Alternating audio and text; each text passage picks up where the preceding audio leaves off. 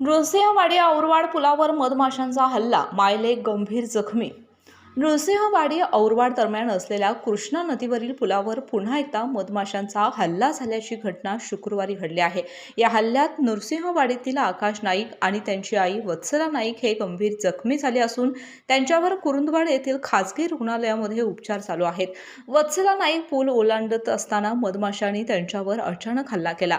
आईला वाचवण्यासाठी आकाश नाईक धावून आले असता मधमाशांनी त्याच्यावरही हल्ला केला.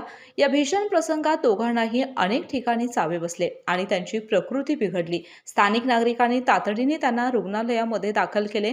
दरम्यान या घटनेची माहिती जिल्हा आपत्ती व्यवस्थापन आणि तालुका आपत्ती व्यवस्थापन यांना मिळताच त्यांनी तातडीने वजीर रेस्क्यू फोर्सच्या अध्यक्षांशी संपर्क साधला आणि सर्व यंत्रणा सतर्क ठेवल्या.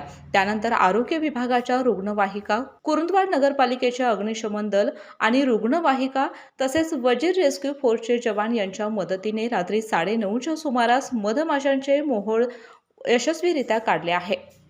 एकाच आठवड्यात या पुलावर दुसऱ्यांदा मधमाशांचा हल्ला झाला असून स्थानिक प्रशासन आणि औरवाड ग्रामपंचायती याकडे दुर्लक्ष करत असल्याचा आरोप नागरिकांनी केला आहे. वारंवार होणाऱ्या या घटनांमुळे पुलावरून प्रवास करणाऱ्या नागरिकांच्या जीवाला धोका निर्माण झालाय.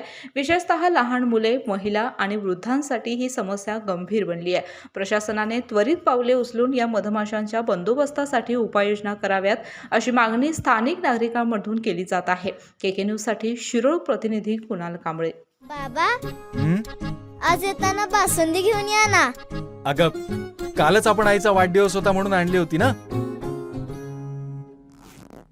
ऐकलं, गोकुळची बासुंदी पुन्हा खावीशी वाटतेय. खरं सांगू, मलाही खावीशी वाटतेय.